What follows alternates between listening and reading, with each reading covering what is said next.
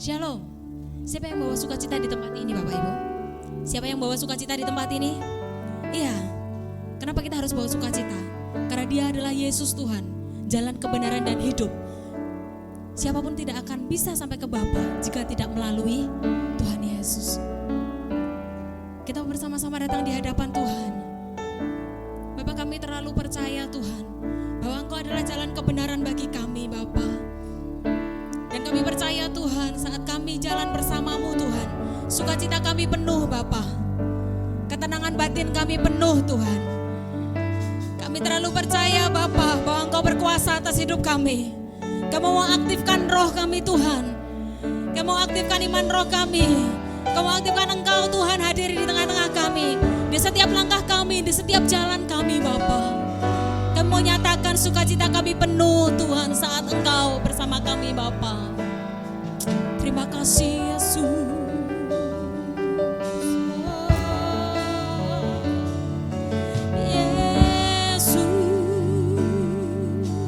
Mari nyatakan bagi Tuhan, Yesus Kau kebenaran,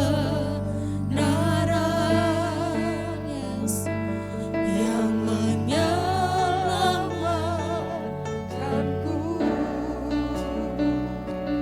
Kau memberikanku hidup dan pengharapan.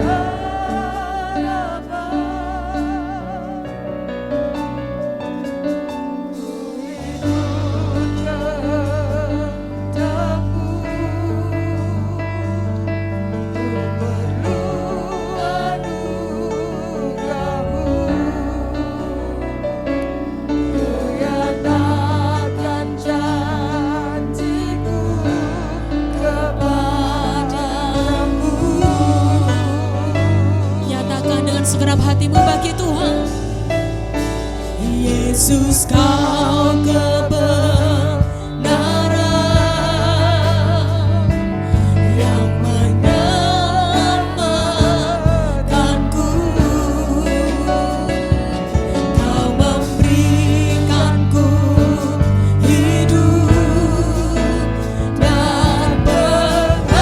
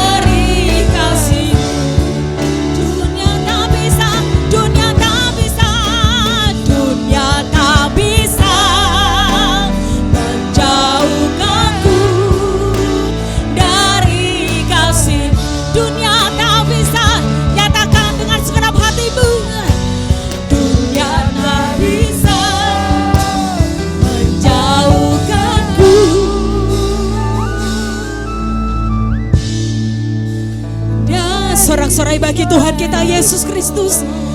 Haleluya. Haleluya. Dunia tak bisa menjauhkanku darimu Tuhan Yesus. Kiara lama yang siakara lama yang sehingga. Kiara lama mama yang sikara lama yang sehingga. Kiara lama mama yang sikara lama yang sehingga. Oh Yesus, kami percaya Tuhan, kami percaya kuasa-Mu lebih besar dari segalanya. Kita mau nyatakan bahwa Allah kita lebih besar dari apapun. Kita mau nyatakan bahwa Allah kita lebih besar dari apapun. Anugerah-Mu cukup bagi kami Tuhan. Anugerah-Mu cukup bagi kami. Kami hanya perlu anugerah-Mu memenuhi hati kami. Yesus, Kiara lama yang se, Kiara lama rama rama yang se, Kiara lama yang se, Kiara rama papa mama yang se, Kiara lama rama rama yang se, Kiara lama yang se.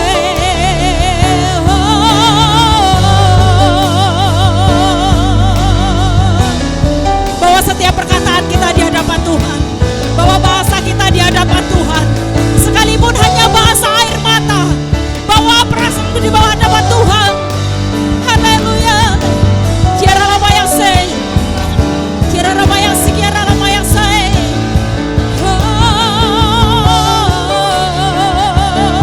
Yesus. Kiara lama lama lama lama lama.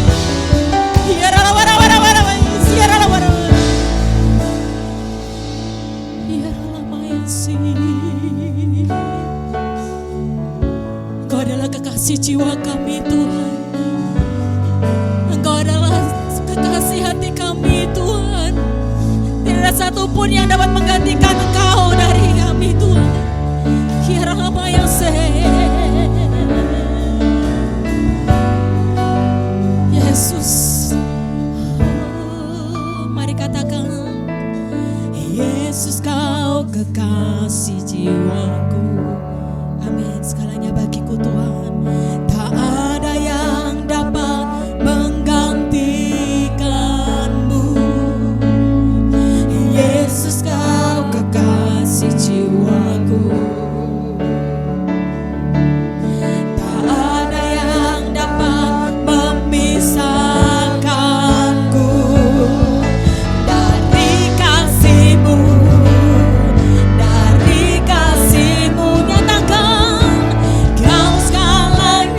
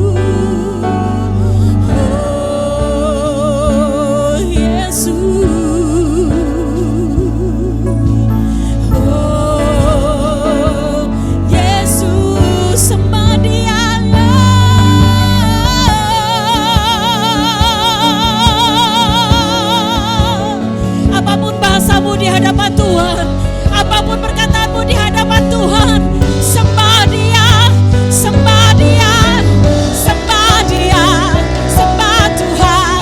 Rasakan hadirat Tuhan, rindu menjamah setiap hati kita. Rasakan hadirat Tuhan, rindu menjamah setiap kita.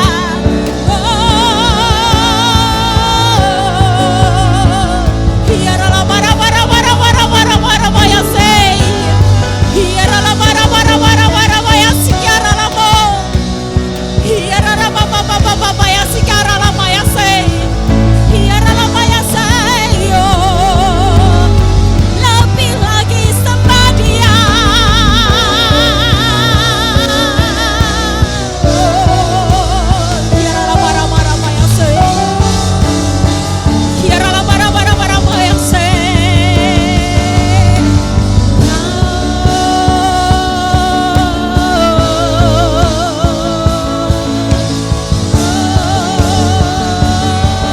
Katakan bagi Tuhan, Kau segalanya, Kau segalanya bagiku.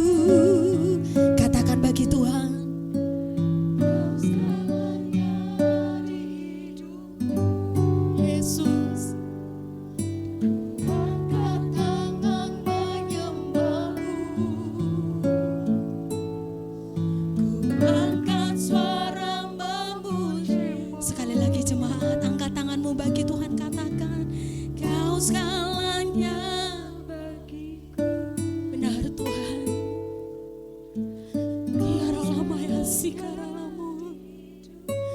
Bapa, tanpa-Mu kami lemah Tuhan. Tanpa-Mu kami tidak mampu Bapa.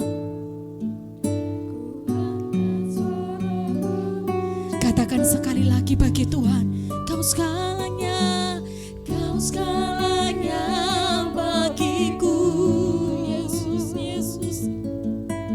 Kau segalanya hidupku. Tanpa Roh-Mu kami tidak sanggup Tuhan. Kiara lama ya se, kiara lama ya se. Angkat suaramu, katakan lagi Tuhan, Kau Yesus. Kau segalanya bagiku.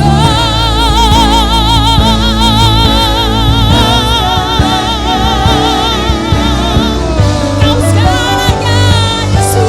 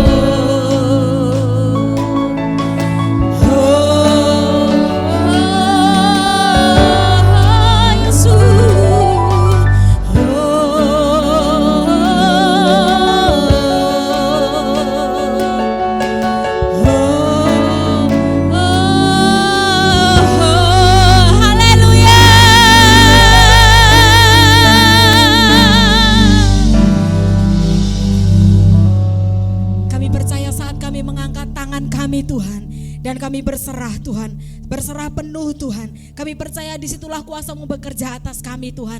Segala problem perkara kami selesai Bapa. Kami percaya saat kami belum melihat Tuhan, namun hati kami percaya segala masalah kami sudah selesai Bapa. Kami percaya mujizat sudah dinyatakan atas kami, nama-Mu dipermuliakan atas hidup kami Tuhan. Terima kasih Bapa. Kami mau bersorak lebih lagi bagi-Mu Tuhan. Hanya di dalam satu nama Tuhan kami Yesus Kristus. Setiap kita yang percaya, kita mau katakan bersama, amin. Sekali lagi yang meriah bagi Tuhan kita. Haleluya. Yesuslah jalan kebenaran dan hidup bagi kita, amin. Haleluya.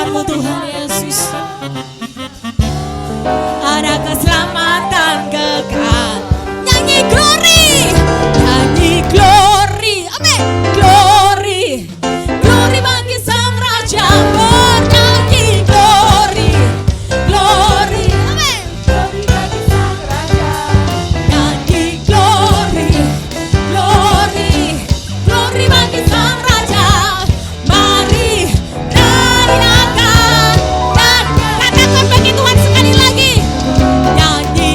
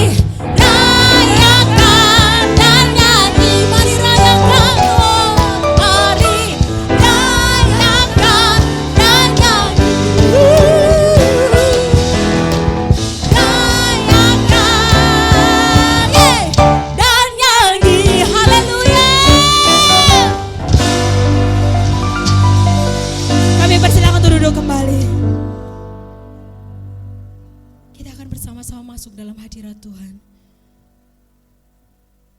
Bapak, kami terlalu percaya bahwa Engkau benar-benar menjadi sumber sukacita kami Tuhan.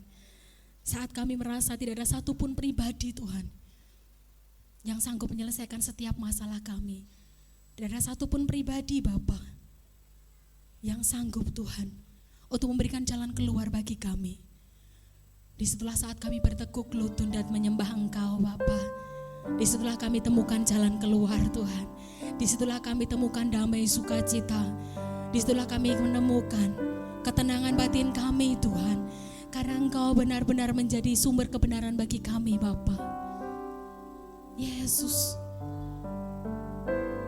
kami terlalu percaya bahwa Engkau Allah kami. Saat kami berjalan, Engkau ada di samping kami Tuhan. Engkau ada di depan kami, Engkau ada di belakang kami. Engkau ada bahkan menggendong kami Tuhan. Satu hal Bapa, kami mau menghidupkan Engkau ada bersama kami Tuhan. Yesus, terima kasih Bapa.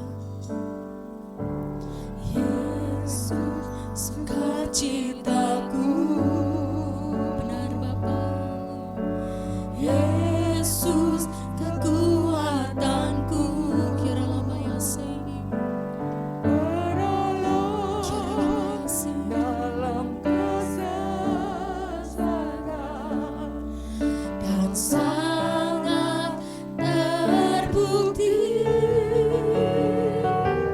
Hatiku bersuka memuji nama-Mu, jiwaku bermegah. Ku angkat tanganku, apapun yang terjadi dalam keadaanku. Sukacitaku hanya di dalam-Mu.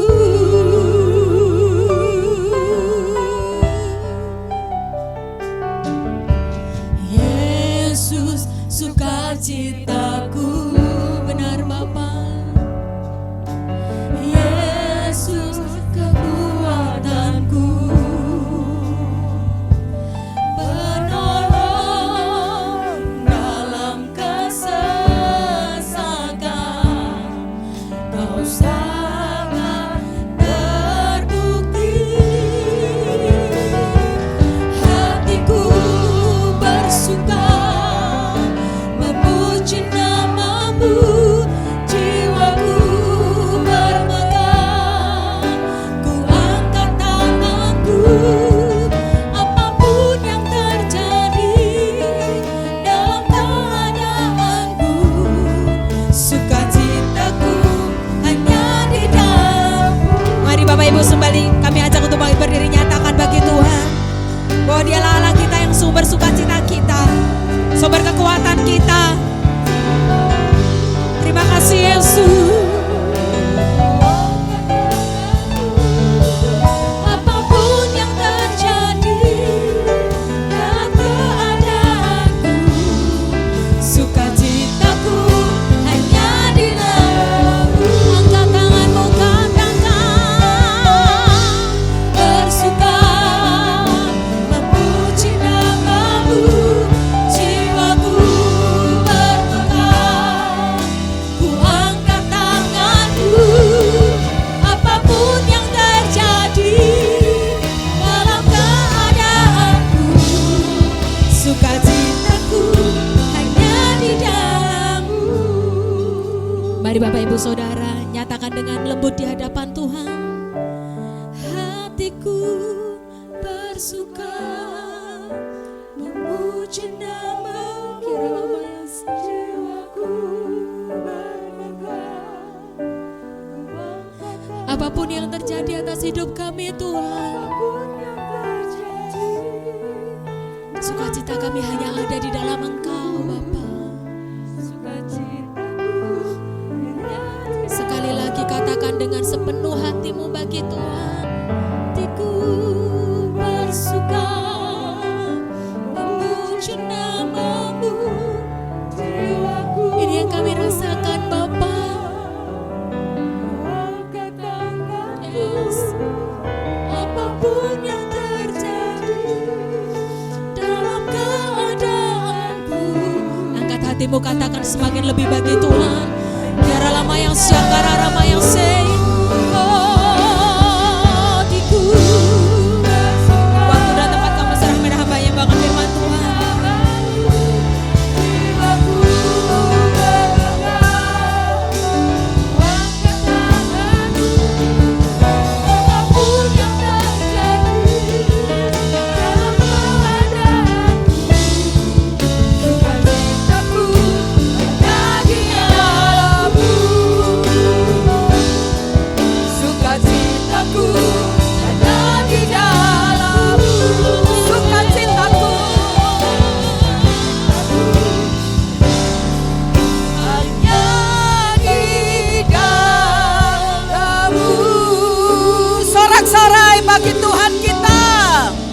Siapa yang merasakan sukacita dari Tuhan dalam keadaan apapun dalam hidupmu, mari naikkan ungkapan syukurmu kepada Dia, sumber sukacita. Dan sukacita Tuhan itu adalah kekuatan bagi setiap kita. Oh, kami bersyukur Tuhan.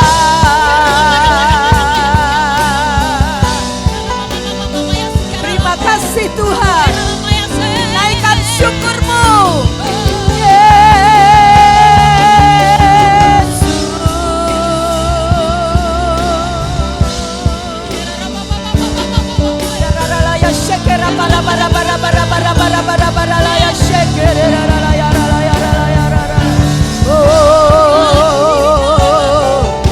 Haleluya. Kami sembah Engkau, kami puji Engkau Tuhan.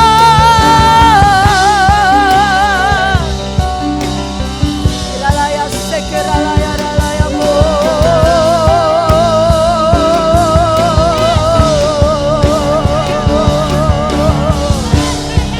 Haleluya.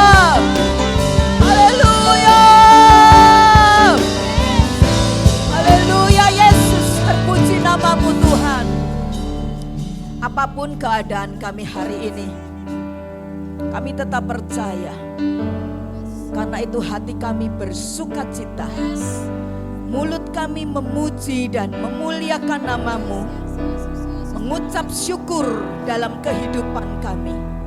Karena kami tahu Tuhan, itu sumber kekuatan bagi kami, itu sumber anugerah bagi kami, itu sumber kuasa bagi setiap kami Tuhan.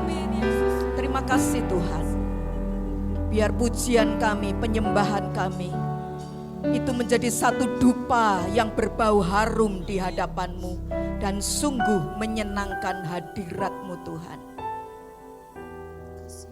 Kami mau sediakan hati kami, telinga kami untuk Engkau isi dengan kebenaran firman-Mu.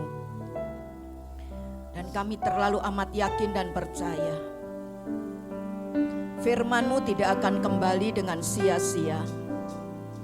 Tapi firman itu akan mengerjakan perkara yang ajaib bagi setiap kami. Baik kami yang beribadah di tempat ini maupun ibadah secara online. Dimanapun kuasa Tuhan menjangkau dan menjamah kami. Kuasa Tuhan bekerja dan terus mengerjakan sesuatu yang ajaib luar biasa buat kami Tuhan. Terima kasih Tuhan, terima kasih. Ampuni setiap kami. Mungkin ada di antara kami yang hidup di dalam keraguan-raguan, hidup di dalam kekhawatiran dan ketakutan. Tetapi saat ini kami mau taruh di atas mezbah-Mu. Bakar itu setiap hal-hal yang tidak baik, yang tidak menyenangkan, tidak berkenan di hati-Mu Tuhan. Dan munculkan kembali Tuhan anugerah-Mu, belas kasih-Mu dalam hidup kami. Karena kami percaya belas kasih Tuhan itu yang akan mengerjakan sesuatu yang ajaib. Dan ketika bertemu dengan iman kami sekecil apapun, maka iman dan belas kasih Tuhan akan mengerjakan perkara-perkara yang luar biasa. Jauh melebihi apa yang kami bisa doakan, jauh melebihi apa yang bisa kami pikirkan. jauh melebihi apa yang bisa kami lihat dan dengar. Itu semuanya Tuhan akan anugerahkan buat setiap kami yang mengasihi Engkau. Terima kasih Tuhan, terima kasih. Urapi hamba-Mu, biar setiap perkataan boleh menjadi berkat bagi setiap umat-Mu. Terima kasih Tuhan, dalam nama Tuhan Yesus Kristus kami berdoa dan mengucap syukur. Yang percaya katakan bersama. Yang percaya katakan bersama. Sekali lagi sorak-sorai yang meriah buat Tuhan kita. Silakan duduk Bapak Ibu Saudara yang saya kasih dalam Tuhan. Shalom. Belum semuanya shalom. Wah, kok masih belum kompak ya. Belum mantep gitu loh. Shalom. Ya, luar biasa sekali ya. Saya juga luar biasa sekali ya, ada di tengah-tengah saudara yang juga penuh dengan anugerah dan berkat Tuhan yang luar biasa ya. Meskipun badan lumayan capek ya 1 minggu ini ya, beberapa hari di luar kota ya. Kemudian harus juga menyampaikan firman Tuhan ya.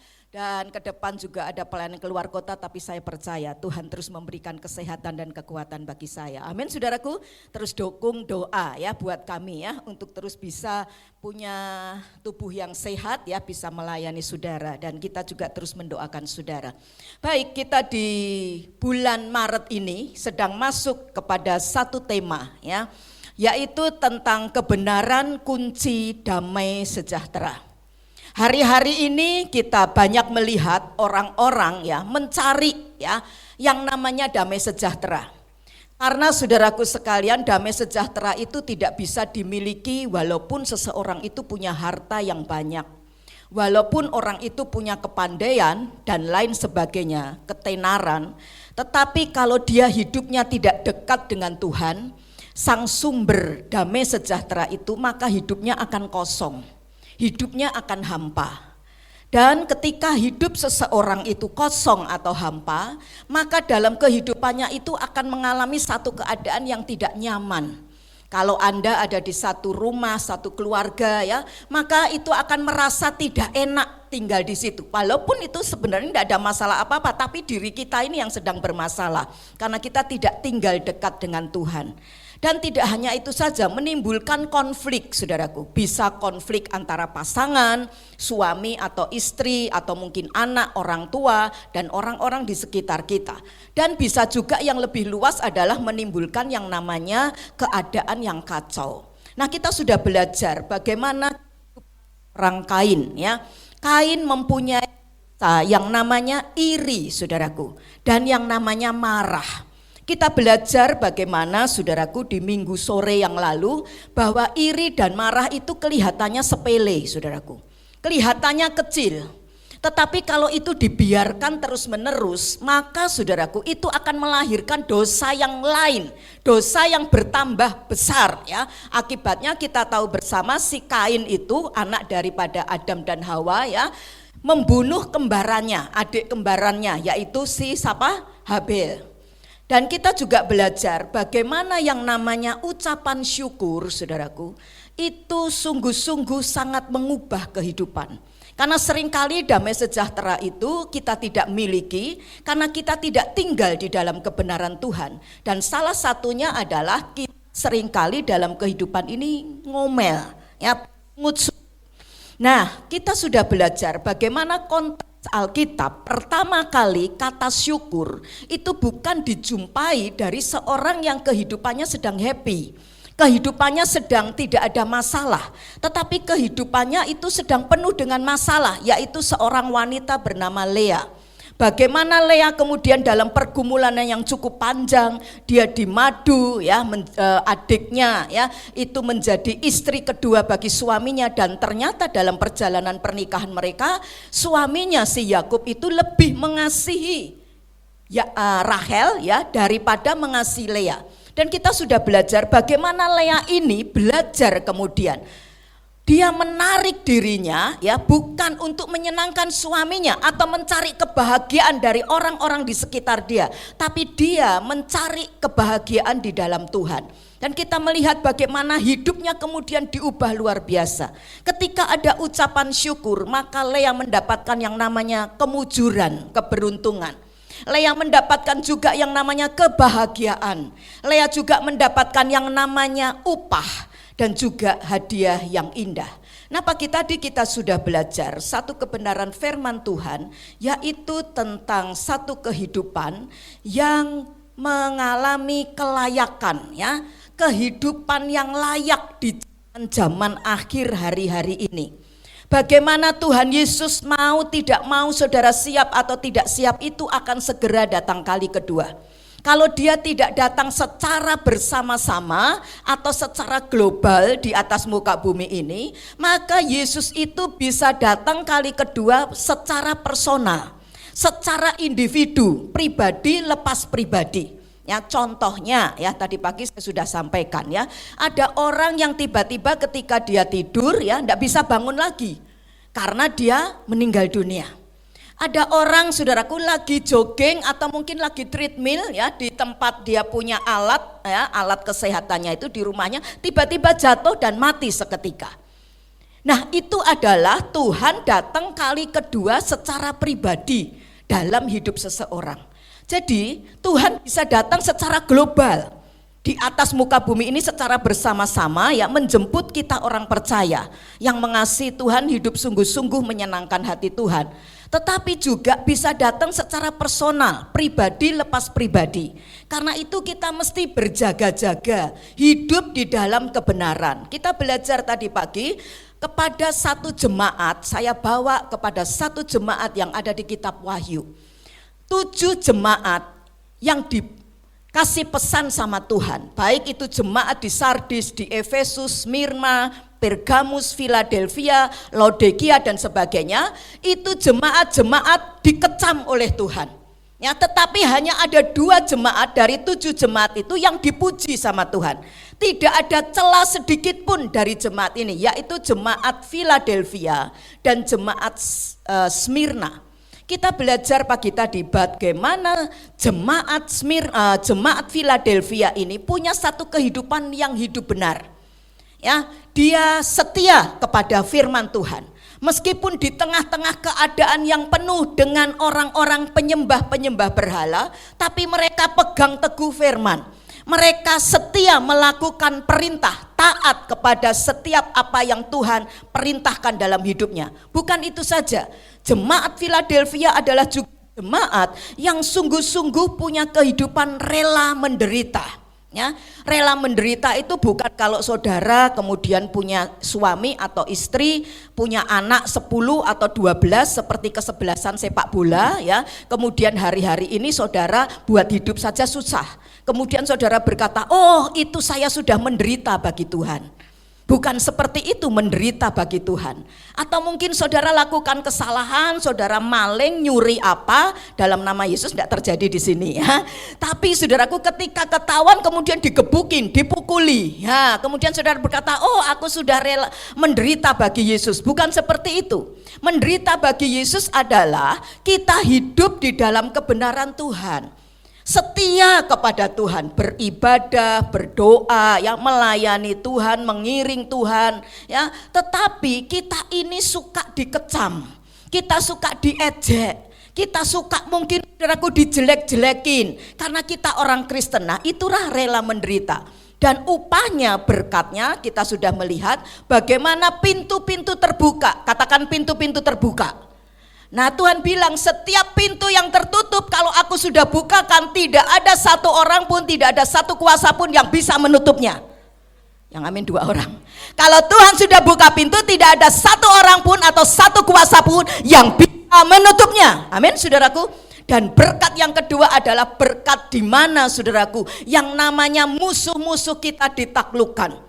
Yang namanya itu ada perlindungan ketika ada yang namanya masa kesusahan besar. Dan yang terakhir kita belajar pagi tadi bagaimana berkatnya ketika kita memiliki kehidupan dalam kebenaran Tuhan, menjaga hidup ini saudaraku, menjadi jemaat yang berkenan kepada Tuhan, itu adalah diberi upah, dikasih pahala sama Tuhan ya. Nah, sekarang kita akan belajar sore ini tentang arti kesucian. Katakan bersama tema ini, 2, 3. Arti kesucian. Nah, saya mau tanya lebih dulu sama saudara. Bapak, Ibu, Saudara yang saya kasih dalam Tuhan, kira-kira Kalau saudara mendengar kata ini, suci, kudus, apa yang ada dalam pikiran Bapak Ibu Saudara? Halo, kira-kira apa? Hah? Bersih, putih, ya, tidak ada noda, tidak ada cacat celah. Mungkin seperti itu ya bayangan kita tentang kudus atau suci. Atau mungkin kita bayangkan suci atau kudus itu adalah kita ada di satu tempat, ya. Tempat ini adalah tempat pertapaan. Tempat ini adalah satu biara, ya.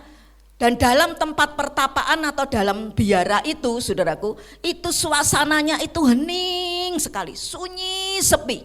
Hanya mungkin tetesan-tetesan air di situ yang kita dengar, ya, atau mungkin orang sedang berdoa di situ. Atau mungkin saudaraku dalam keadaan seperti itu, tempat itu adalah tempat yang tenang dan penuh dengan kedamaian. Tapi ternyata tidak demikian. Arti kata suci yang dimaksud oleh Alkitab, karena itu kita belajar, ya. Karena tidak mungkin seseorang itu punya satu kehidupan yang bersih, putih, tanpa cacat, tanpa noda. Betul apa betul? Pasti saudaraku ada cacatnya, ada celahnya, ya. Karena itulah Yesus harus mati di atas kayu salib. Karena itulah Yesus harus turun ke dalam dunia ini, karena tidak ada satu orang pun yang bisa menebus dosa manusia, ya. Karena Roma berkata, kitab Roma, ya, surat Roma, semua orang telah berbuat dosa dan telah kehilangan kemuliaan Tuhan. Hanya Yesus yang sanggup menebus kita dari dosa itu, ya. Nah, kita baca lebih dulu, yuk buka Yakobus 4 ayat 1 sampai dengan ayat yang ke-10, ya. Yakobus pasal yang keempat ayat 1 sampai dengan ayat yang ke-10. Dan saya percaya selepas saudara mendengar firman itu, yang kita dengar hari ini, saudara bisa melakukan hidup dalam kekudusan itu, ya. Karena itu bukan sesuatu yang sukar, ya. Terlebih ada pribadi Roh Kudus yang akan menuntun kita dan memberikan kemampuan buat kita semua, ya. Baca lebih dulu Yakobus 4 ayat 1 sampai dengan ayat 10, ya. Judul yang diberikan oleh Lembaga Alkitab Indonesia adalah Hawa Nafsu dan Persahabatan dengan Dunia. Nanti Pak Aditya dengan saudara membaca ayat 1 terus gantian, ya, dan nanti ayat yang ke-10-nya kita akan membaca bersama-sama, ya. Satu perikop ini kita baca. Yakobus pasal yang keempat ayat 1 sampai dengan ayat 10. 2, 3. Dari manakah datangnya sengketa dan pertengkaran di antara kamu? Bukankah datangnya dari hawa nafsumu yang saling berjuang di dalam tubuhmu? Kamu mengingini sesuatu, tetapi kamu tidak memperolehnya. Lalu kamu membunuh, kamu iri hati, tetapi kamu tidak mencapai tujuanmu. Lalu kamu bertengkar dan kamu berkelahi. Kamu tidak memperoleh apa-apa karena kamu tidak berdoa. Ayat 3. Atau kamu berdoa juga, tetapi kamu tidak menerima apa-apa karena kamu salah berdoa. Sebab yang kamu minta itu hendak kamu habiskan untuk memuaskan hawa nafsumu. Hai kamu orang-orang yang tidak setia, tidakkah kamu tahu bahwa persahabatan dengan dunia adalah permusuhan dengan Allah? Jadi barang siapa hendak menjadi sahabat dunia ini, ia menjadikan dirinya musuh Allah. Ayat 5.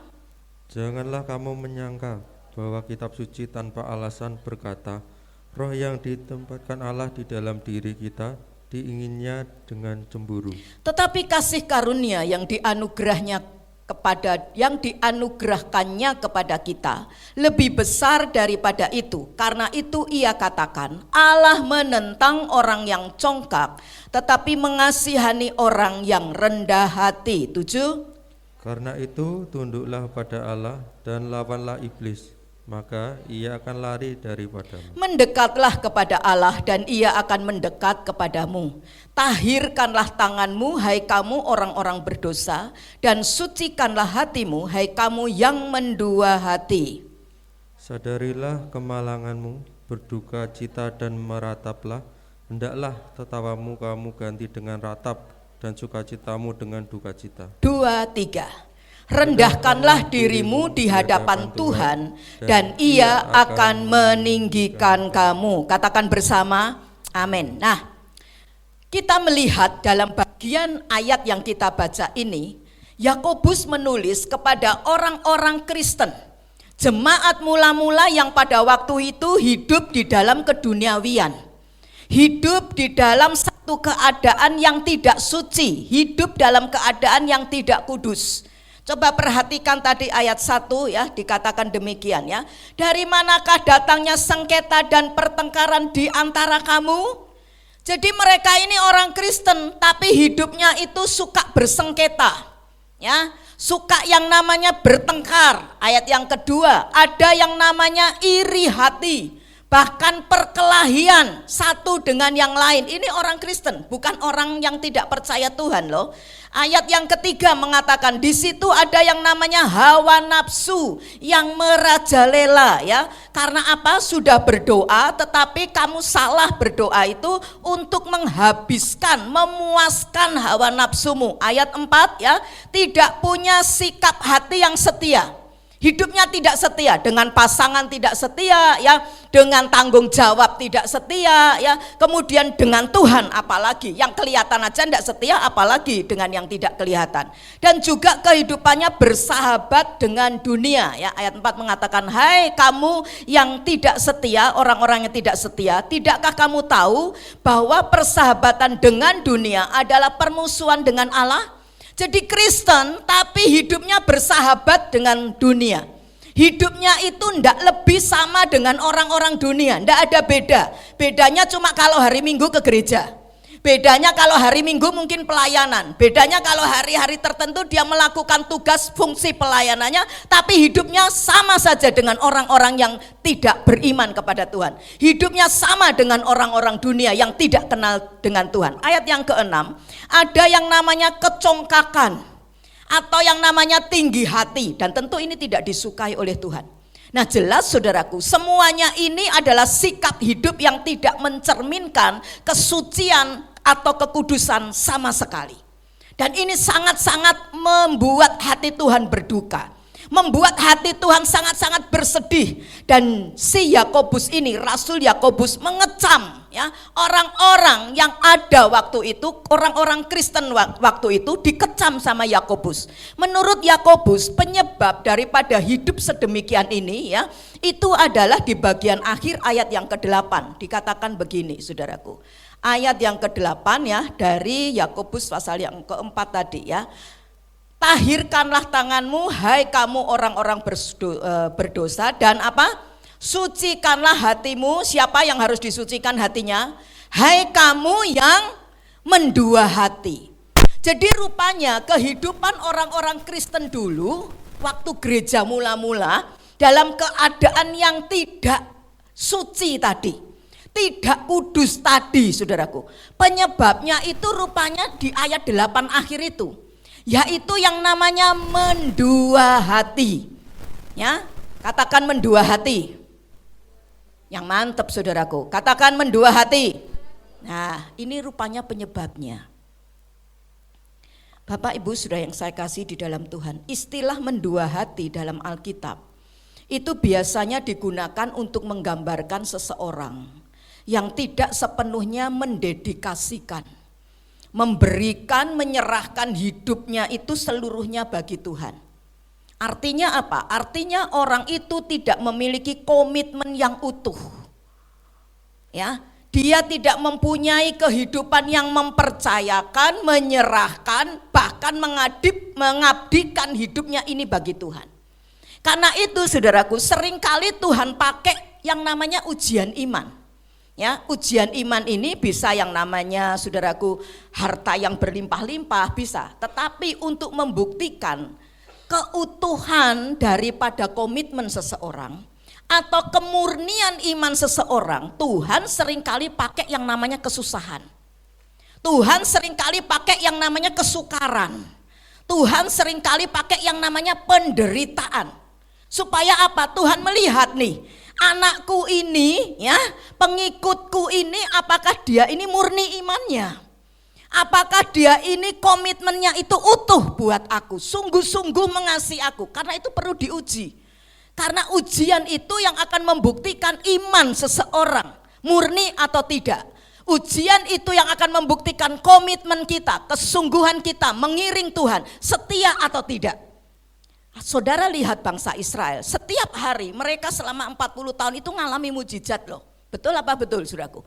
Tetapi saudaraku, ketika mereka punya masalah, mereka bersungut-sungut. Jadi saudaraku sekalian, tidak menjamin orang yang penuh dengan berkat, sepertinya dilimpahi berkat ya, itu hidupnya itu ya sungguh-sungguh kepada Tuhan, belum jamin, tidak menjamin. Ya karena itu saudaraku sekalian, yang ketika kita melihat mungkin ada orang saudaraku yang dia itu punya pergumulan yang besar, tapi kok orang ini tetap setia. Nah ini justru saudaraku malah orang-orang yang sungguh-sungguh diperhatikan sama Tuhan. Kadangkala saudaraku ketika kita mikir enggak ada masalah ya, sepertinya Tuhan itu sayang sama kita. Belum tentu loh. Karena nek kita ini hidupnya masih kacau, rusak, enggak sesuai dengan firman, ya. Biar mungkin sepertinya kita diberkati, tapi jangan-jangan kita ini bukan temannya Tuhan, bukan sahabatnya Tuhan, bukan anak Tuhan, tapi anak setan. Karena sesama teman dilarang saling memusuhi. Ya toh, jadi setan sama setan ya sama aja. Jadi ya udahlah nggak diganggu-ganggu lah. Tapi justru ketika kita setia sama Tuhan, kan banyak orang seperti itu toh. Aku ini lagi setia loh sama Tuhan loh Bu Evi. Lagi cinta-cintanya, berkobar-kobarnya, lah kok masalah banyak. Ada saudara pernah jumpai seperti itu, ya kan? Nah itu justru saatnya saudara mata Tuhan sedang tertuju kepada kita nih.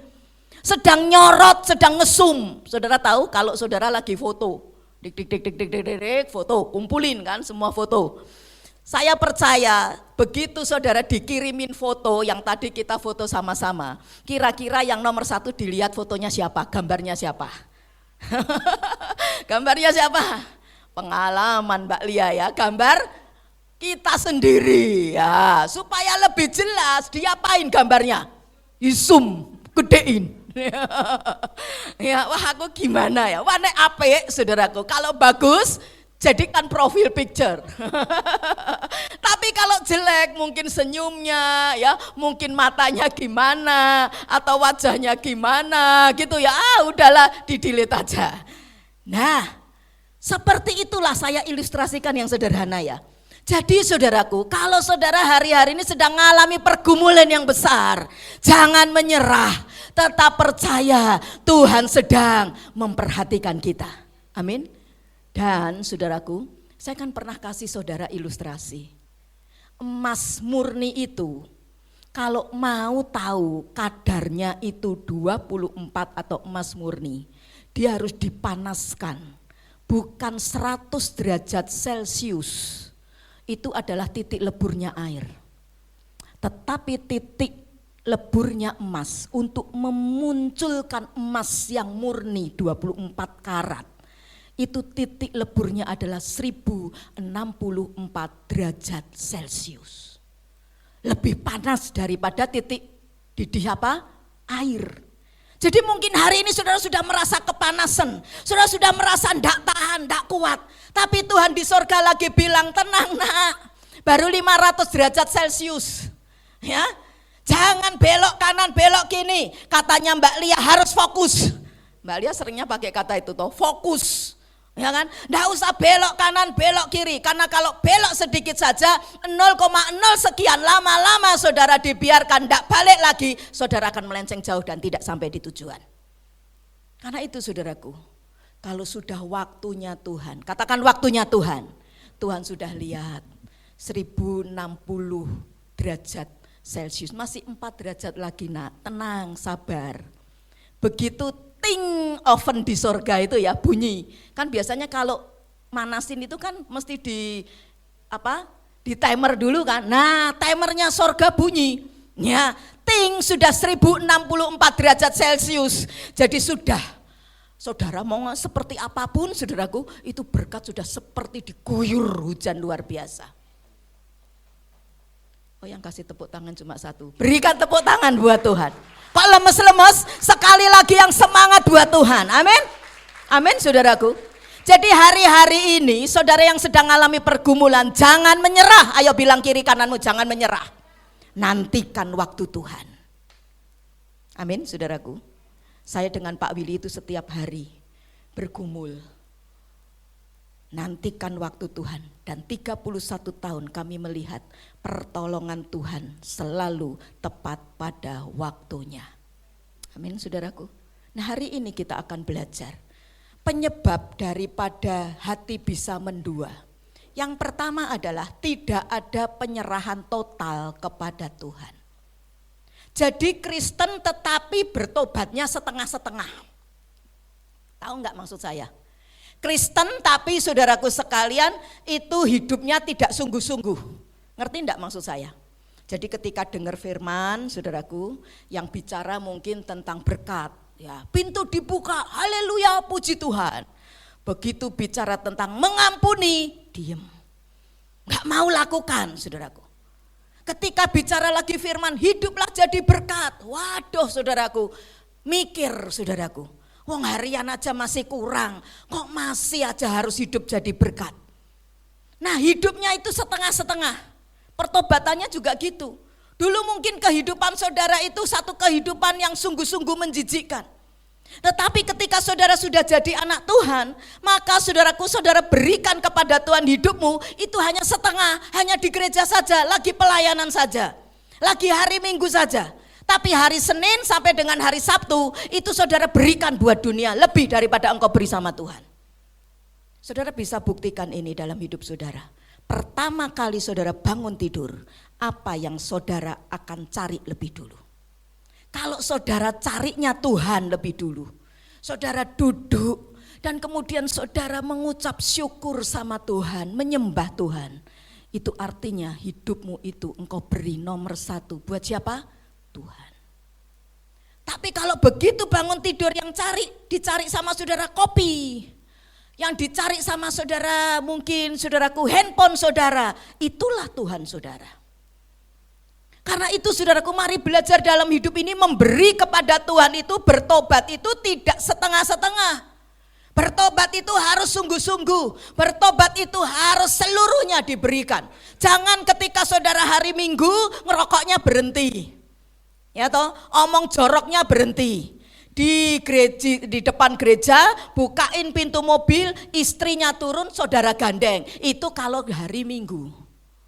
Tapi jangan amin Pak ya. Tapi kalau hari Senin, hari Sabtu dan sebagainya, saudaraku wah cuek aja. Diem semua.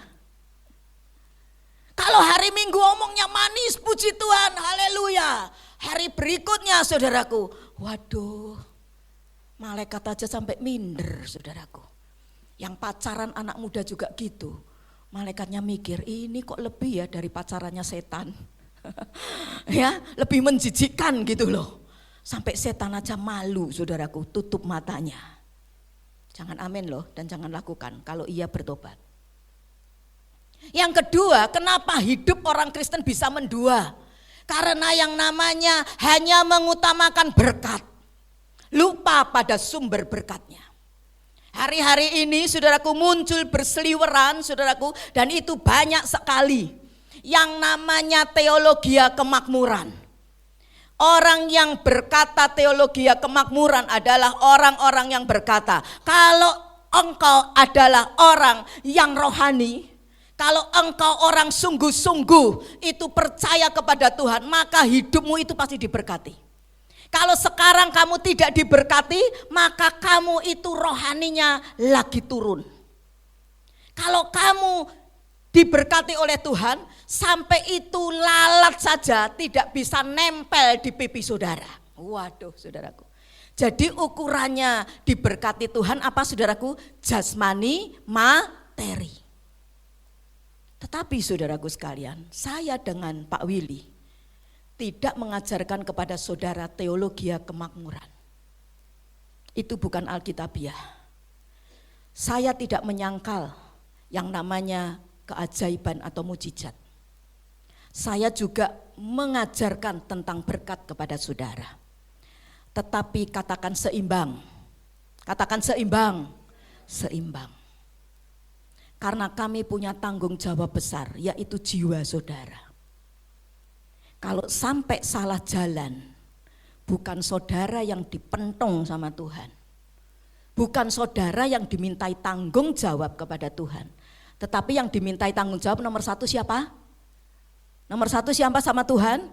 Yang ngajar, betul? Yang menuntun saudara itu. Karena itu saudaraku, relakan hatimu kalau mungkin saudaraku firman itu demikian keras sama saudara. Untuk saudara tinggalkan dosa, untuk saudara mulai belajar hidupnya itu dibenerin. Mungkin hari ini belum bisa, tapi belajar lagi, katakan belajar lagi. Jangan menyerah saudaraku, belajar lagi. Belajar terus, maka saya percaya Tuhan Roh Kudus akan memampukan hidup saudara. Karena itu saudaraku, orang-orang yang model mengutamakan hanya berkat jasmani, berkat materi, maka ketika punya masalah, Tuhan izinkan pergumulan datang melanda. Banyak imannya orang-orang Kristen yang rontok. Banyak yang kemudian tidak percaya lagi kepada Tuhan. Saya lihat sendiri, pandemi kemarin itu menguji, itu sebagai alat penampi. Mana yang setia kepada Tuhan, mana yang tidak. Karena itu saudaraku, mari dalam hidup ini saudaraku belajar supaya kita ini harus mengutamakan sang sumber berkat, yaitu siapa namanya? Tuhan Yesus Kristus. Kalau hari ini engkau sedang mungkin diberkati kecil, tetap bersyukur sama Tuhan. Walaupun mungkin engkau belum sehat, belum sembuh, tetap apa saudaraku? Ngucap syukur sama Tuhan. Jangan lupakan itu sang sumber berkat. Lebih daripada berkat-berkatnya. Ingat bagaimana Tuhan Yesus menyembuhkan 10 orang kusta. 10-10-nya itu sembuh loh. Tapi siapa yang kembali sama Tuhan bilang terima kasih? 5 orang, 7 orang, 10 orang, berapa orang? Berapa orang saudaraku? Saya takutnya saudara gak pernah baca Alkitab nih. Berapa orang yang kembali sama Tuhan bilang terima kasih? 1. Lihat toh saudaraku. Itu sudah jadi barometer. Banyak terjadi. Orang percaya, anak Tuhan, menyebut diri Kristen, bahkan mungkin hamba Tuhan, pelayan Tuhan. Tetapi dia hanya mengutamakan berkat. Tapi saya bersyukur di tempat ini, jemaat-jemaat tidak pernah lupa sama sumber berkatnya. Amin. Saudara tidak mengutamakan berkat. Pandemi kemarin saudaraku, semua pemain musik dan sebagainya, tidak ada berkat buat mereka, tidak ada persembahan kasih. Ibadah hanya sekali waktu itu. Tapi ketika saya tanya satu persatu, kamu masih mau enggak melayani Tuhan? Bahkan sampai sekarang belum pulih itu persembahan yang mereka terima setiap bulannya. Tapi mereka bilang, tante, saya tetap mau melayani Tuhan. Walau saya tidak ada dikasih dari gereja persembahan, saya tetap mengasihi Tuhan. Dan sampai hari ini, dari yang ibadah sekali bisa tambah berapa kali? 2 kali. Kita berdoa ya supaya cepat pulih, bisa kembali lagi seperti sebelum pandemi, 3 kali ibadah. Amin saudaraku. Saya lihat untuk yang pagi jam 7 itu sudah di atas 100 terus ya. Dan nanti kita coba evaluasi terus ya, sambil kita juga minta hikmat Tuhan. Karena tetap ukurannya itu, pengelolaan itu tetap dengan berkat keuangan gereja ya. Jadi saudaraku, kembali kepada 2 hal tadi. Ketika seseorang tidak ada penyerahan total kepada Tuhan, ketika seseorang hanya mengutamakan berkat, maka akibatnya apa? Hidupnya tidak membuahkan kekudusan di hadapan Tuhan. Nah, karena itu Yakobus saudaraku kemudian melanjutkan pengajarannya. Di ayat 7 sampai dengan ayat yang ke-10 tentang hidup suci atau hidup kudus itu. Karena ternyata kesucian atau kekudusan itu sangat-sangat penting. Ibrani pasal yang ke-12 ayat yang ke-14 bagian B berkata bahwa kejarlah kekudusan. Tanpa kekudusan tidak seorang pun bisa melihat siapa? Tuhan. Jadi hidup kita ini harus belajar hidup yang kudus. Hidup yang suci. Nah seperti apa? Yuk kita belajar. Yang pertama adalah hidup suci itu adalah hidup yang tunduk kepada Allah dan melawan iblis. Ayat yang ke-7 dari Yakobus 4 tadi. Karena itu tunduklah kepada Allah dan apa saudaraku? Lawanlah iblis. Nah ini. Tunduk kepada Allah itu berarti apa? Menyerahkan hidup kita. Seantero hidup kita, tidak sebagian ya, semuanya. Ya pikiran kita, ya tangan kita, mata kita, semuanya, seluruhnya, sepenuhnya kepada kehendak Tuhan dan firman-Nya.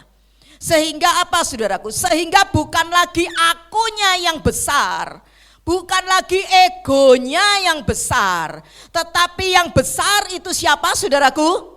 Kristus. Galatia 2 ya. Ayat yang ke-20 bisa mungkin dimunculkan Mas ya. Galatia 2 ayat 20 Rasul Paulus berkata apa? Namun aku hidup. Ya, kita harus belajar seperti Rasul Paulus ini. Dikatakan apa? Tetapi bukan lagi aku sendiri yang hidup. Egoku yang gede, gengsiku yang besar. Ya, semua kehebatanku, kepintaranku, kemahiranku itu yang menonjol. Tapi Rasul Paulus bilang apa? Melainkan apa saudaraku? Kristus yang apa? Hidup di dalam aku. Perhatikan, dan hidup yang kuhidupi sekarang dalam daging, dalam tubuh ini ya, adalah apa? Hidup oleh iman.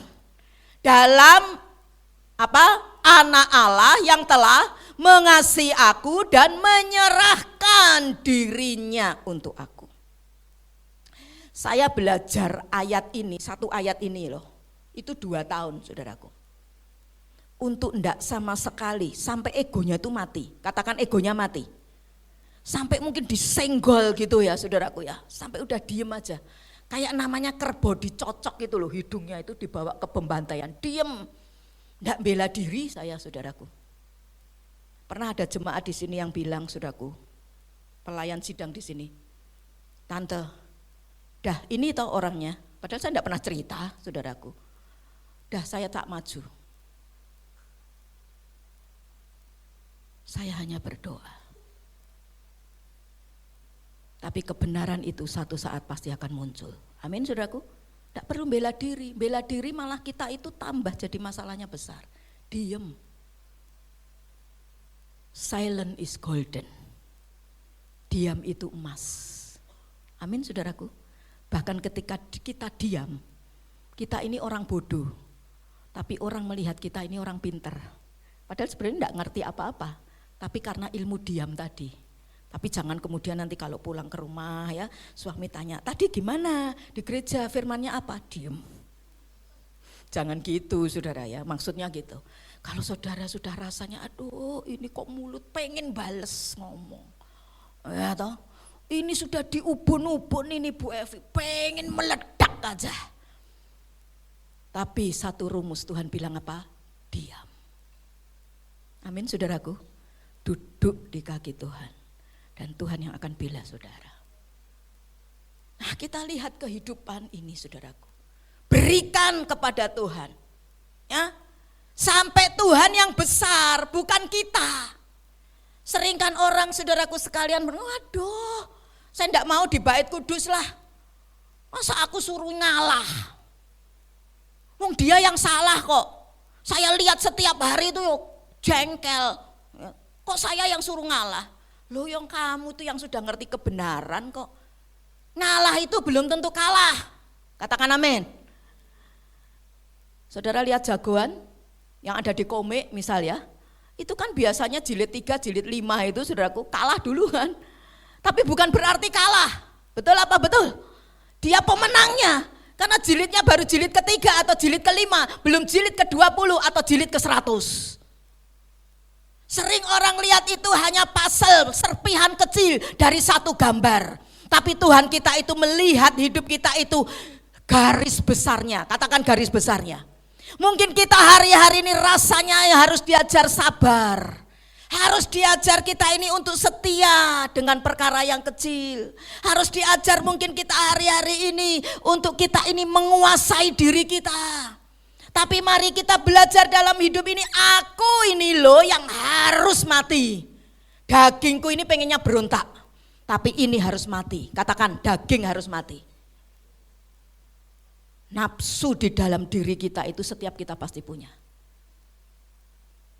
Karena itu saudaraku, ada pendeta juga bisa jatuh dalam dosa. Betul apa betul? Karena apa saudaraku? Bukan Kristus yang makin besar, tapi dirinya yang makin besar. Mari belajar dalam hidup ini, tunduk diri kita. Katakan tundukkan diriku. Kepada siapa? Tuhan. Bukan dengan terpaksa, tapi dengan sukarela dan sukacita. Saya mau kasih contoh yang sederhana begini. Saudara punya anak masih kecil. Itu biasanya kan mamah kita atau ibu kita, kalau kita waktu masih kecil kan diajarin toh gosok gigi. Kan belum bisa kita dulu gosok gigi. Betul apa betul? Nah, bangun tidur apa saudaraku? Gosok gigi. Habis makan atau mau tidur gosok gigi. Itu anak kecil, katakan itu anak kecil. Tapi sekarang saya mau tanya, ketika saudara sudah dewasa, apakah mama saudara suka bilang, ayo gosok gigi? Halo? Tidak. Otomatis, katakan otomatis, saudara akan gosok gigi. Kenapa saudaraku? Itu sudah menjadi kebiasaan, habit kita. Demikian juga dengan hal rohani. Saudara ketika belajar tunduk sama Tuhan, rasanya pertama belajar itu ya enggak bisa loh, ya kan? Gagal, tapi belajar lagi, dalam satu masalah belajar lagi, sampai jadi habit, sampai jadi kebiasaan. Jadi saudaraku ketika saudara ngalami apapun, maka saudara bisa diem tadi. Diam bukan diam berserah, ya, diam bukan maksudnya diam itu nyerah gitu ya. Tetapi saudara ini berikan itu, hadapkan ke Tuhan. Karena saudara tidak bisa lakukan itu. Dan saya percaya itu berkatnya luar biasa. Belajar. Hidup suci itu adalah hidup yang tunduk kepada Allah. Dan di situ setan bisa kita lawan. Jangan dibalik. Seringkali kita ini belum punya kehidupan yang tadi egonya masih gede, ya. Tapi mau lawan setan, saudaraku. Ya sama aja, saudaraku. Tidak ada kuasanya. Tapi ketika kita belajar tunduk sama Tuhan, lebih kepada siapapun, maka apa yang terjadi? Itu setan sudah menyingkir sendiri ketika kita hadir. Yang kedua, apa itu kekudusan? Hidup suci atau kudus itu ialah hidup yang selalu mendekatkan diri kepada Tuhan. Ayat 8. Mendekatlah kepada Allah dan apa saudaraku? Ia akan mendekat kepadamu. Hidup suci itu adalah hidup yang mendekat kepada Tuhan. Tuhan itu hanya sejauh doa. Tuhan itu dekat, sedekat kita berdoa. Tetapi untuk mendekat perlu kesungguhan. Perlu terus nempel, perlu terus saudaraku sekalian punya waktu-waktu dengan Tuhan. Saya ingat saudaraku, ketika saudaraku Pak Andreas dengan Bu Nini ya, bendahara gereja kita itu lagi awal pertama kenal sama saya. Ya, ini kan dibawa sama teman saya pelayanan ya, sekarang udah meninggal Ibu Esther, Ibu Pendeta Esther Kamluntungan. Betul ya Pak? Nah, kemudian ketika itu kami ditraktir makan di Timlo Sastro di Pasar Besar ya Pak. Waduh saudaraku, ini Pak Andreas ya, karena Bu Nini waktu itu kan belum ketemu ya, ketemunya kan di rumah ya. Kan kenalnya memang mungkin sama teman saya. Saya ini sama Pak Andreas tidak digagas sama sekali saudara ya. Yang digagas Ibu Pendetanya ya jelas, wong dia kenalnya sama siapa saudaraku? Sama teman saya. Tetapi saudaraku berjalannya waktu, katakan berjalannya waktu. Makin lama makin dekat makin kenal saudaraku. Akhirnya apa saudaraku? Ya jadi seperti hubungannya baik sekali saudaraku. Nah karena itu dengan Tuhan juga seperti itu. Mesti dibangun, katakan dibangun saudaraku. Dibangun dengan Tuhan.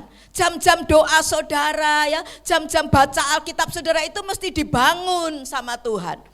Dan saudaraku dengar baik-baik, orang yang punya kedekatan dengan Tuhan itu akan punya pengalaman yang luar biasa di dalam kehidupannya. Daud itu punya kehidupan yang karib dekat dengan Tuhan. Karena itu Daud punya pengalaman yang luar biasa dengan Tuhan. Itu sebabnya Daud kasih nasihat dalam Mazmur 37 ayat 5-6 ya. Serahkanlah hidupmu kepada Tuhan. Buka Mazmur 37 ayat 5-6 ya. Serahkanlah hidupmu kepada Tuhan dan percayalah kepadanya dan Tuhan akan bertindak. Ayat 6 apa saudaraku?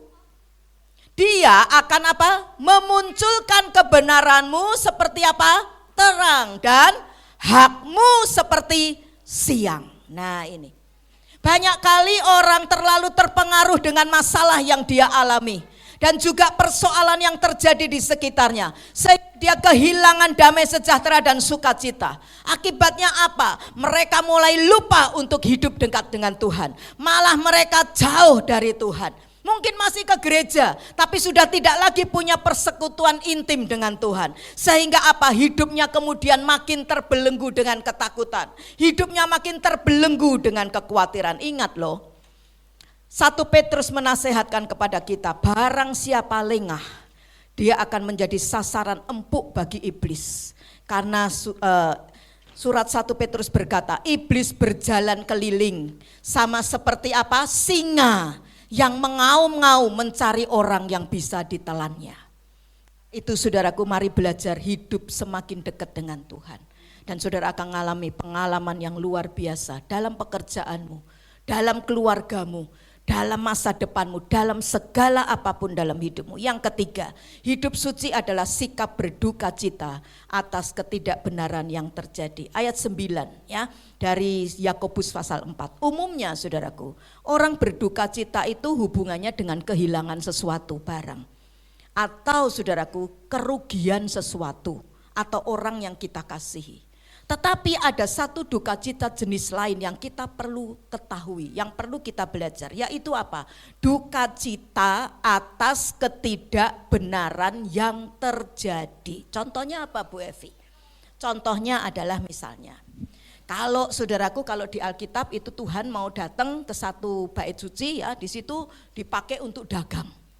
Wah, Tuhan berduka cita ya, bahkan Tuhan sampai marah. Ketika Yerusalem, saudaraku, di mana Tuhan harus hadir di situ, tapi malah ditolak. Yesus nangis, Yesus berduka cita di situ karena Yesus tahu bahwa Yerusalem itu akan hancur. Dan benar tahun 70 ya, Jenderal Titus menghancurkan itu Yerusalem. Nah saudaraku, mungkin kita di tempat kita ada, mungkin kita tahu suami kita, mungkin istri kita, mungkin anak kita kok enggak sungguh-sungguh ya sama Tuhan. Ke gereja saja males-malesan. Nah itu kita berduka cita. Berduka cita karena ketidakbenaran yang terjadi. Nah ketika kita berduka cita seperti itu atas ketidakbenaran yang terjadi, disitulah yang namanya muncul kesucian hidup. Jadi hidup suci itu bukan kalau saudara bertapa atau saudara pergi di gunung menyendiri di situ, itu hidup suci. Tapi hidup suci ketika saudara merasa hati ini sakit. Ya, hati ini merasa sedih karena ada orang-orang yang tidak sungguh-sungguh mengasihi Tuhan. Mungkin pejabat, ya mungkin pemimpin saudara yang ada di atas saudara, hidupnya tidak benar. Nah saudara punya kedukaan ya, dan kemudian saudara berdoa, naikkan doa kepada orang-orang itu. Disitulah kesucian itu yang dimaksud oleh Alkitab. Yang keempat terakhir adalah hidup suci itu membuahkan yang namanya sikap rendah hati. Ayat 10 tadi mengatakan, rendahkanlah dirimu di hadapan Tuhan dan Tuhan akan apa saudaraku? Meninggikan kamu. Bapak Ibu saudara yang saya kasih dalam Tuhan, secara naluriah manusia itu ingin dipuji, betul apa betul? Manusia itu pengen diperhatikan, manusia itu pengen dihargai. Manusia tidak mau direndahkan atau tidak mau disepelekan. Karena itu saudaraku, manusia siapapun dia, mau anak Tuhan mau bukan anak Tuhan ya, cenderung mempunyai keinginan yaitu meninggikan diri dan sulit untuk punya yang namanya merendahkan hati. Di zaman yang keras seperti ini saudaraku, sulit sekali menemukan orang-orang yang rendah hati. Karena apa? Karena mereka berpikir bahwa kerendahan hati itu identik dengan kelemahan.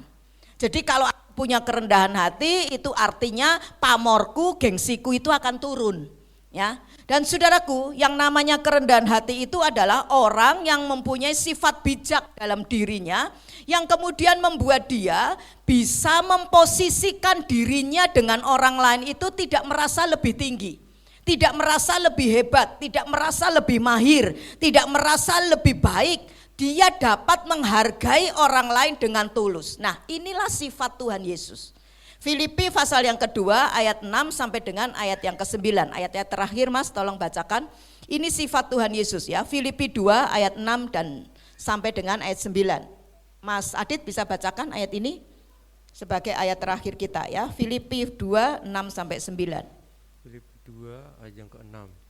Yang walaupun dalam rupa Allah tidak menanggap kesetaraan dengan Allah itu sebagai milik yang harus dipertahankan, melainkan telah mengosongkan dirinya sendiri dan mengambil rupa seorang hamba dan menjadi sama dengan manusia. Ya.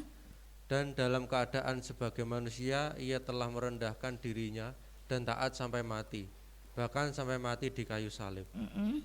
Itulah sebabnya Allah sangat meninggikan dia dan mengaruniakan kepadanya nama di atas segala nama. Iya. Yesus, terima kasih Mas. Yesus kasih contoh keteladanan kerendahan hati. Dia mengosongkan apa saudaraku? Dirinya. Bahkan rela berjalan di atas kayu salib.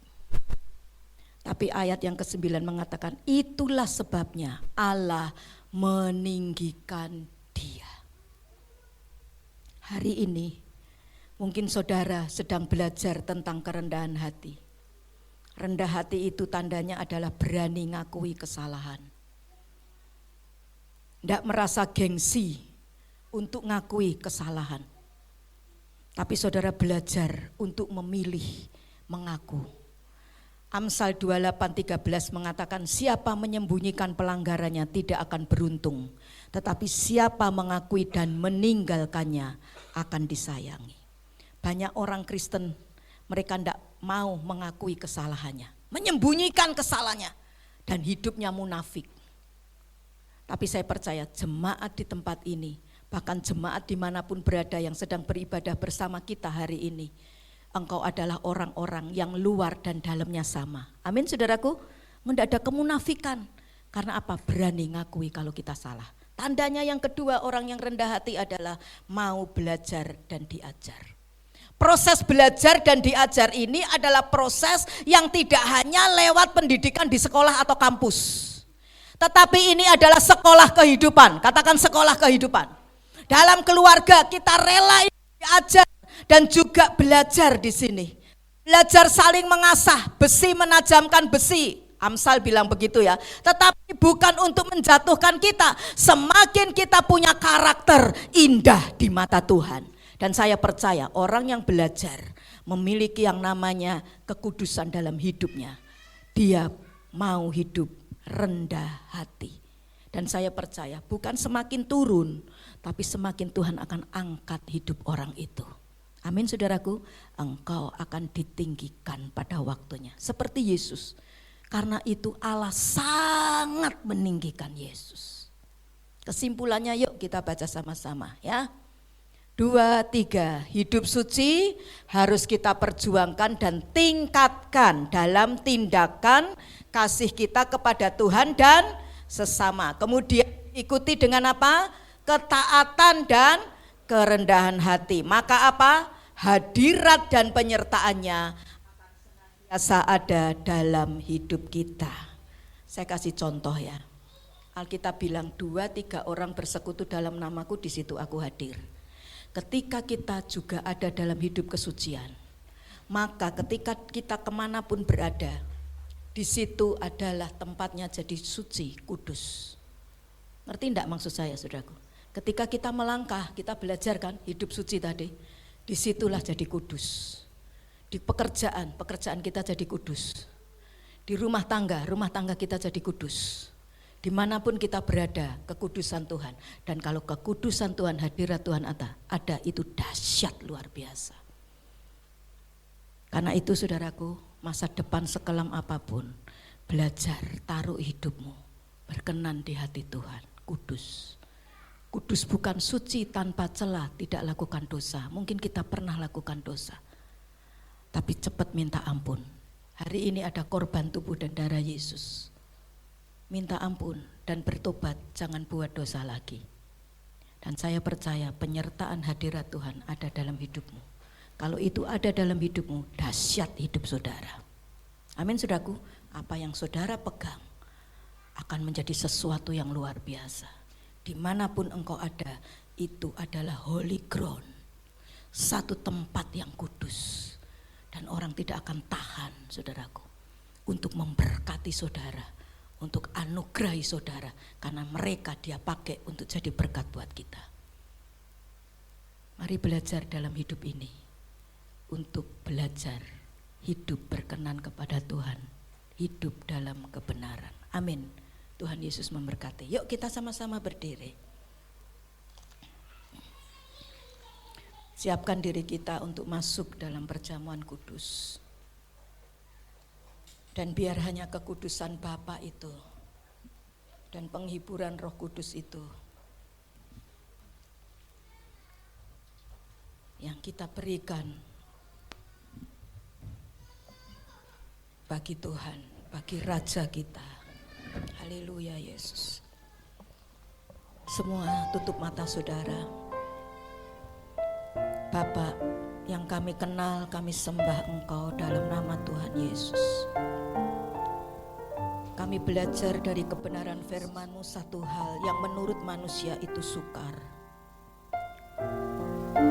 Tetapi bagimu tidak ada kata sukar. Terlebih bagi setiap kami yang ada Roh Kudus, ada Roh Allah dalam hidup kami. Tuhan pasti mampukan kami untuk berjalan dalam kekudusan. Untuk kami belajar menundukkan diri kami, ego, gengsi kami, harga diri, martabat kami, ketenaran, kepintaran, kemahiran kami hanya bagi Engkau. Biar Tuhan yang semakin besar dan biar nama Tuhan yang dipermuliakan dalam hidup kami. Kami juga mau belajar dalam hidup ini Tuhan, untuk kami selalu mendekatkan diri kepada Tuhan, mencari Tuhan lebih dari segalanya dalam hidup ini. Dan kami akan mengalami pengalaman-pengalaman bersama dengan Tuhan yang luar biasa. Kami juga mau belajar dalam hidup ini untuk berduka cita atas ketidakkebenaran yang terjadi. Dan kami akan mendoakan setiap hal yang mungkin dalam keadaan dunia yang serba gelap dan kacau ini, tetapi kami percaya ada terang Tuhan di dalam komunitas kami dan juga atas kota dan bangsa ini. Dan kami percaya ketika kami belajar untuk punya sikap hati seperti Tuhan Yesus, merendahkan hati kami, belajar untuk kami mengakui kesalahan kami, belajar untuk mau diajar dan terus mau belajar dengan Engkau dan firman-Mu. Maka kami tahu Tuhan, hidup kami ini adalah hidup yang luar biasa Tuhan pakai dan urapi. Dimanapun kami berada, keharuman nama Tuhan akan semakin orang lihat dan orang alami. Dan hidup kami pun Tuhan akan pakai dan berkati. Saat ini mungkin engkau melakukan sesuatu hal yang sudah tidak menyenangkan hati Tuhan. Minta ampun sama Tuhan sebelum kita masuk dalam korban perjamuan kudus tubuh dan darah Yesus. Kuduskan setiap kami Tuhan, tahirkan kami dengan darah-Mu, menjadi suci kudus kembali. Layakkan kami untuk makan tubuh dan darah-Mu. Terima kasih Tuhan, terima kasih. Terima kasih menyembah Tuhan. Katakan, ucapkan syukur-Mu. Terima kasih Tuhan. Terima kasih Tuhan Yesus. Terima kasih. Terima kasih. Pelan-pelan kita katakan, kekudusan-Mu Bapa, pengorbanan-Mu Yesus, penghiburan-Mu Roh Kudus, membuatku terpesona.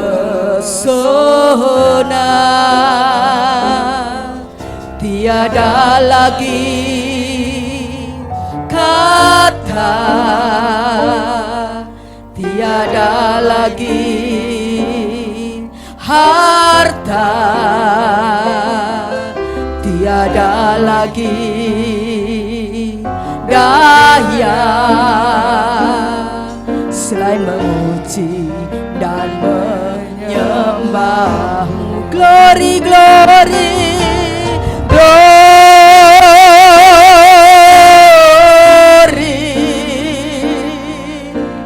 glory.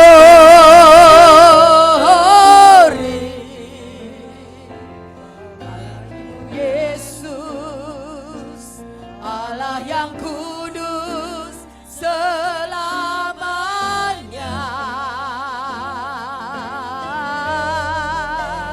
Oh, glory,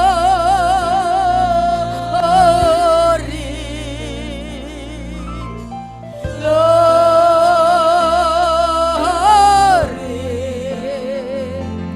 Nyanyi Hosana bagi Sang Raja, haleluya.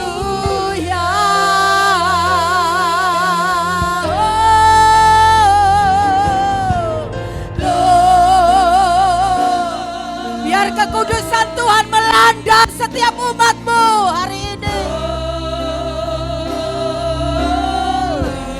Kekudusan Tuhan juga ada dalam hidup nikah setiap umat-Mu. Setiap pekerjaan usaha mata pencarian umat-Mu. Yes,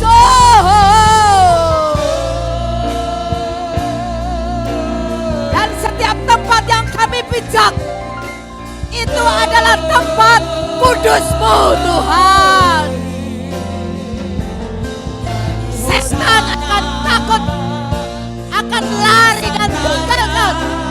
Kenapa kami usir keluar? Karena kekudusan Tuhan ada dan nyata. Tidak ada lagi kekurangan, tidak ada lagi sakit penyakit, tidak ada lagi kebodohan, tapi anugerah demi anugerah itu yang kami akan terus berjalan bersama dengan-Mu Yesus. Yes, Shekerala Yasoho. Glory, glory, Lord. Hallelujah. Yes, Lord. Oh, ya Tuhan. Yesus Shekeramoyo. Bagi Sang Raja,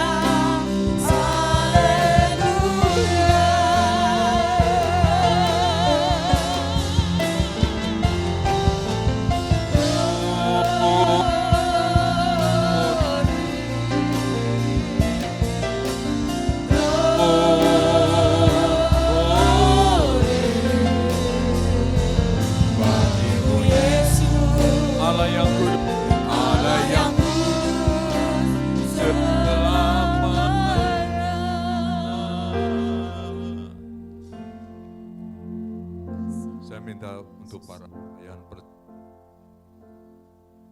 kita di depan dan pujian bagi Tuhan dan Bapa pengorbanan.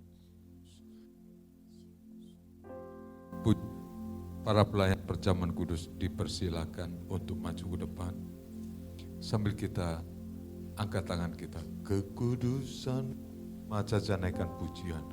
Bapa, Pengorbanan-Mu Yesus, penghiburan-Mu Roh Kudus, membuatku terpesona.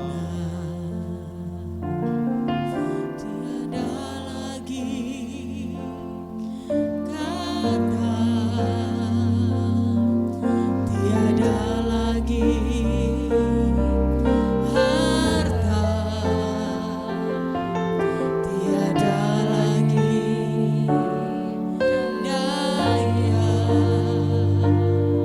selain puji dan menyembah-Mu. mari kita angkat tangan kita.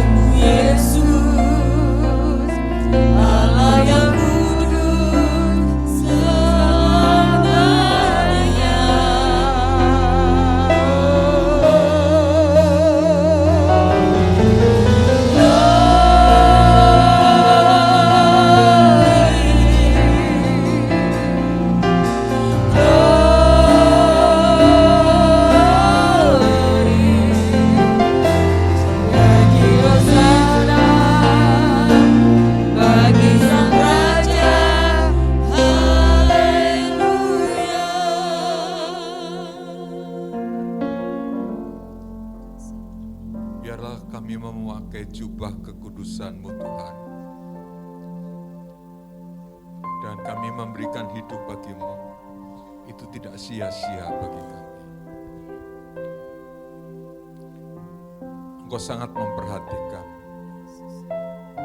Satu kerinduan hatinya Tuhan, hidupmu kudus bagi Tuhan. Persembahkanlah persembahan yang berkenan kepada Tuhan. Bukan emas dan perak, tapi hidup dalam kekudusan Tuhan.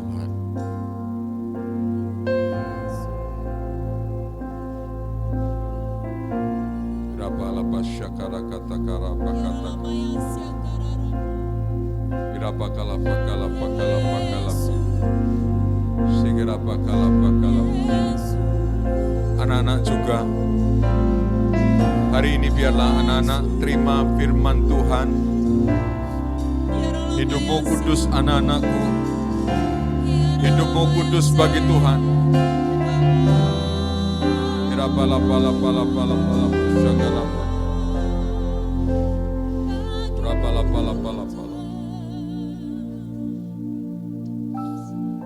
Terlebih kami sebentar akan menerima tubuh dan darah-Mu Yesus.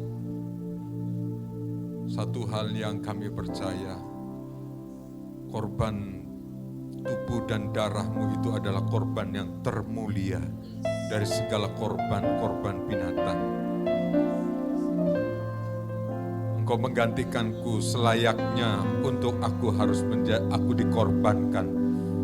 Engkau Yesus mati supaya hidupku berkelimpahan dalam Tuhan. Engkau Yesus mati untuk hidupku, hidup kudus bagi Tuhan. Yesus mati bagiku supaya hidup yang tanpa pengharapan penuh dengan harapan.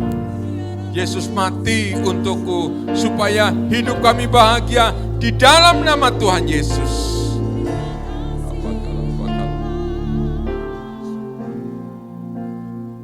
Mari kita arahkan tangan kita untuk menerima tubuh dan darah Yesus. Hamba-hambanya dipersilakan untuk menghadap meja perjamuan kudus. Dikira bakal apa syakatakan. Ku hambamu Tuhan, Pak Wisnu, hambamu juga Tuhan, Pak Fran dan Pak Nason. Kau kuduskan dengan darah-Mu yang kudus. Basuh dengan darah-Mu yang kudus. Dan ketika kami dilayani Tuhan, ada urapan kuasa-Mu yang dahsyat terjadi. Dan kami menerima tubuh dan darah-Mu. Darah-Mu yang kudus.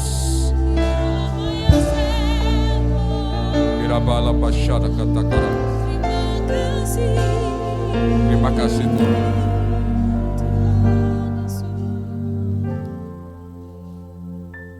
Tubuh dan darah-Mu yang itu adalah benar-benar makanan. Kami akan nikmati dengan Tuhan. Syukur bagimu Tuhan, syukur bagimu Tuhan. Dan Kau layakkan, Kau kuduskan seluruh hamba-hamba-Mu. Dalam nama Tuhan Yesus, Engkau menjadi umat-Mu yang berkemenangan dalam Tuhan. Engkau menjadi tahir dalam Tuhan. Dan kekudusan Kristus, Yesus Tuhan, itu ada kekuatan kita dalam nama Tuhan Yesus. Terima kasih Tuhan. Kami akan menerima, kami akan makan tubuh dan darah-Mu Yesus. Terima kasih hanya di dalam nama Tuhan Yesus, Tuhan dan Juru Selamat kami. Kita yang percaya bersama katakan, amin. Silakan saudara duduk dan para pelayan akan melayani saudara. Kekudusan-Mu, Bapa, pengorbanan-Mu, Yesus, penghiburan-Mu, Roh Kudus, membuatku terpesona. Tiada lagi kata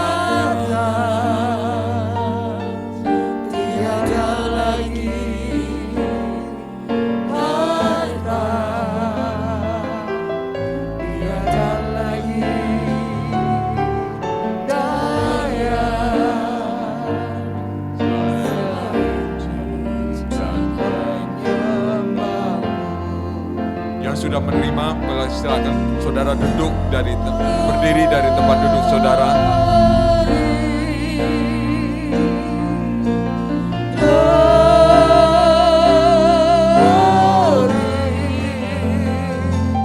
Bagimu Yesus, Allah yang kudus, Allah yang kudus, selamanya.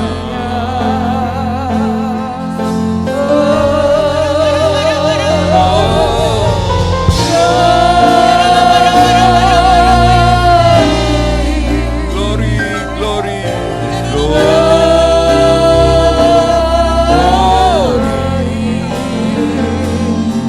bagi Hosana, bagi Sang Raja. Haleluya. Mari kita siapkan hidup kita akan terima tubuh dan darah Yesus.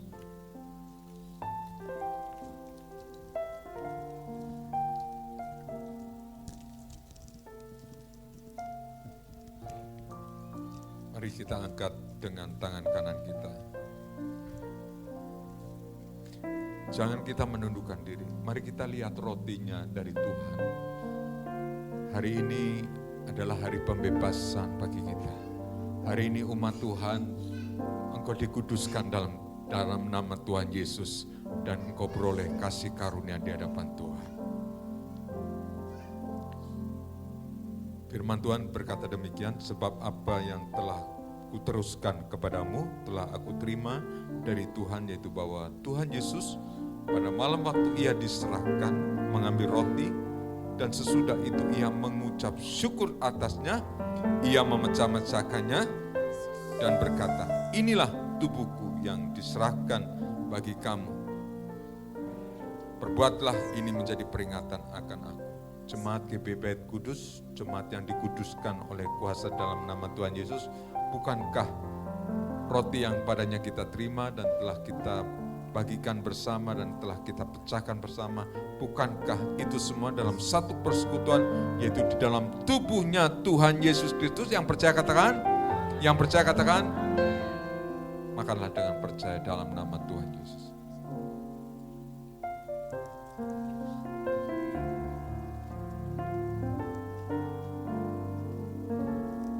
Terima kasih Tuhan, terima kasih Tuhan, terima kasih. Terima kasih Tuhan, terima kasih.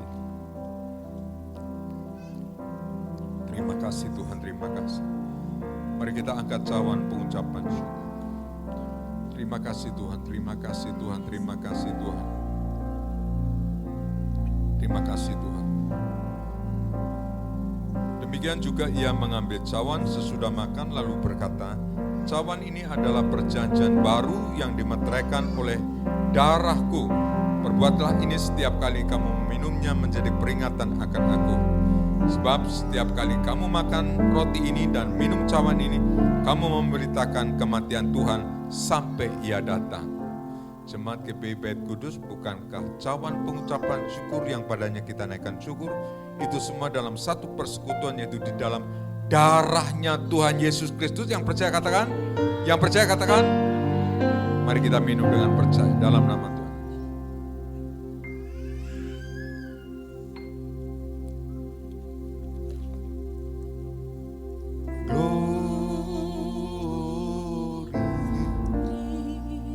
Jangan engkau berbuat dosa lagi. Glory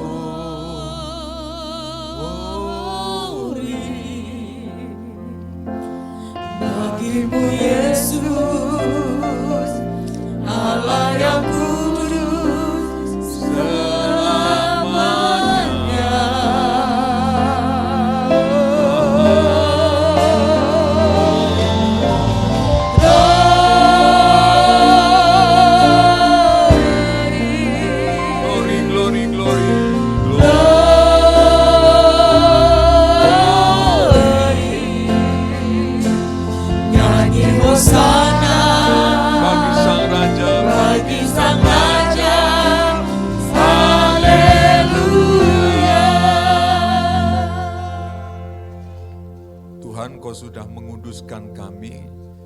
Sehingga kami hari ini mengenakan pakaian jubah kekudusan-Mu dan hidup kami disempurnakan dalam Tuhan. Tuhan berikan kemampuan, kekuatan bagi kami supaya kami terhindar dari dosa, dari segala perbuatan yang tercela, dan hidup kami dalam hidup kebenaran-Mu Tuhan. Dan Tuhan, kami percaya umat-umat yang melakukan hidup dalam kebenaran Tuhan, umat-umat yang hidup dalam kekudusannya Tuhan, di situ Engkau pembelaan-Mu nyata bagi kami Tuhan. Tuhan, kami hanya menyerahkan, percaya, dan bertindak, maka kuasa-Mu Tuhan yang bekerja. Kuasa-Mu yang bekerja. Ratakan jalan. Kasih karunia terjadi. Kasih karunia terjadi. Dalam nama Tuhan Yesus, bukakan jalan bagi umat-Mu. Yang lemah Tuhan kuatkan. Yang sakit Tuhan sembuhkan Tuhan. Kuasa mujizat terjadi. Jalan-jalan yang tertutup dibukakan oleh Tuhan. Tuhan, terima kasih Tuhan, terima kasih. Hanya di dalam nama Tuhan Yesus, Tuhan dan Juru Selamat kami mengucap syukur. Mari kita yang percaya bersama katakan amin. Puji Tuhan, ya.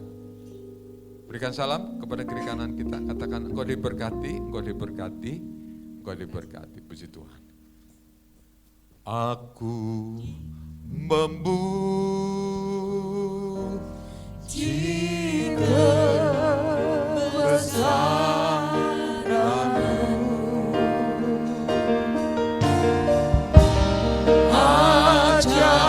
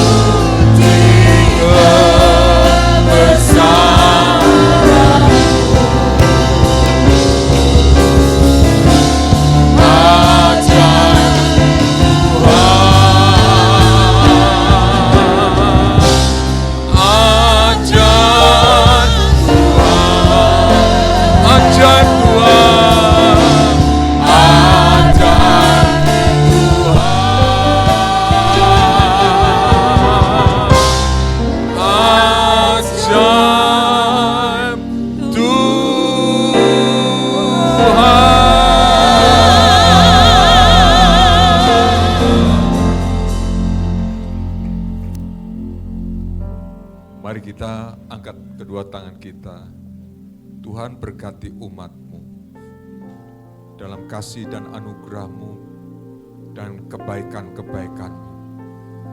Tuhan yang membela segala perkara yang saat ini kami hadapi. Tuhan adalah sumber berkat bagi kami. Tuhan adalah kekudusan bagi kami. Hikmat, roh, kuasa terjadi dalam kehidupan umat-Mu Tuhan. Setiap kami yang menyembah, memuji, dan memuliakan Engkau, kami percaya hidup kami tidak pernah akan kekurangan. Hidup kami akan berlimpah-limpah berkat dari Tuhan. Terimalah berkat anugerah dalam nama Allah, Bapa, Putra, dan Roh Kudus. Hanya di dalam nama Tuhan Yesus. Sampai Maranatha, Tuhan Yesus memberkati kita. Terima